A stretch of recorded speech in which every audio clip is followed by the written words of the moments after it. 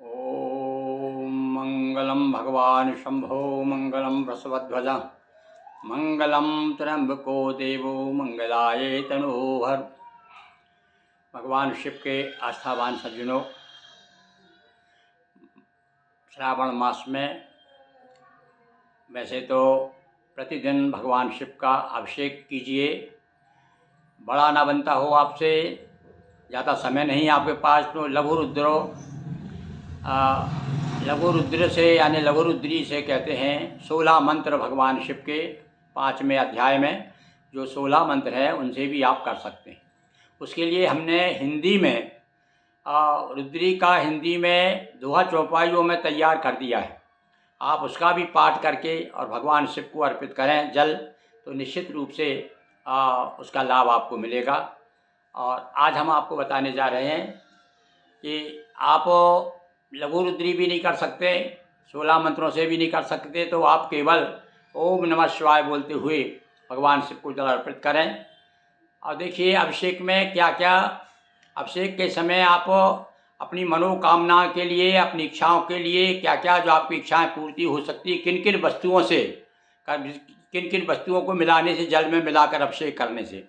तो अब इसके लिए आज हम एक उपाय बता रहे हैं कि आप मान लीजिए अभिषेक में शामिल नहीं हो पा रहे हैं, एक लोटा जल तो आप चढ़ाएंगे, उस लोटे में भी आप इन वस्तुओं को जो मैं बता रहा हूँ उनमें से जो भी आपको मिल जाए वो उसमें डालिए और भगवान शिव का ओम नमः शिवाय का जाप करते हुए रोज़ चढ़ा के आइए। तो रोज़ तो आप ये काम कर सकते हो। नित्य प्रत के लिए मैं कुछ वस्तुओं के नाम बता रहा हूँ, उनमें से जो आपको उपलब्ध हो जाएं।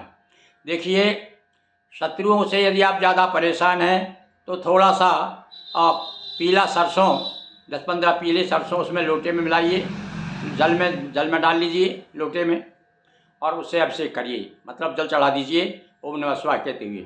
आपके शत्रुओं का विनाश निश्चित रूप से होने लगेगा। इसी प्रकार से कोई मनोकामना है आपकी, तो मनोकामना करते हुए थोड़ी सी हरी दाल, हरी मूंग की दाल उसमें मिलाइए जल में। लोटा में आपका लोटा तैयार है, उसमें थोड़ी सी मूंग दाल डाल लीजिए और ओम नमः शिवाय बोलते हुए भगवान शिव पर चढ़ाइए। इसी प्रकार से यदि आप अपने भाग में वृद्धि चाहते हैं तो थोड़ी सी चने की दाल रोज़ मिला सकते हैं आप।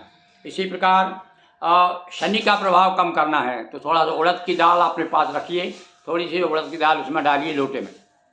डेली आप जो है उड़द की दाल डाल करके और कर सकते हैं।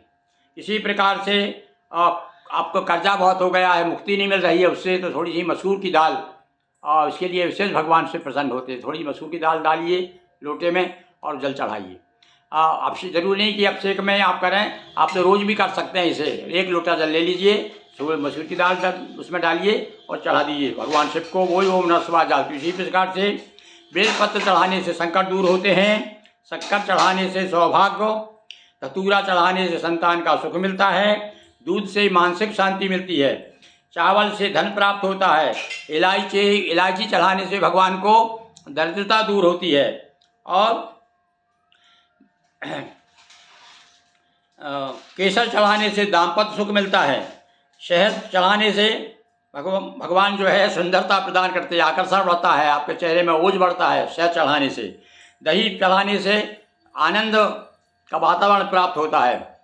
इसी प्रकार से आंवला लीजिए आप, आंवला आपके पास हो, एक आंवला डालिए जल में या भगवान शिव को अभिषेक के समय चढ़ाइए, अथवा एक लोटे में जाओ, आप रोज चढ़ाने जा रहे हैं भगवान शिव के मंदिर में तो एक लोटे में एक आंवला डाल लीजिए और वो चढ़ाइए आप। इसी प्रकार से तिल के साथ में यदि आप अभिषेक करते हैं, तिल से भगवान को जल चढ़ाते हैं, तो उससे क्या है, आपके पितरों की आप कृपा होती है और पितृदोष है वो भी दूर होता है और शनि की भी विशेष कृपा होती है।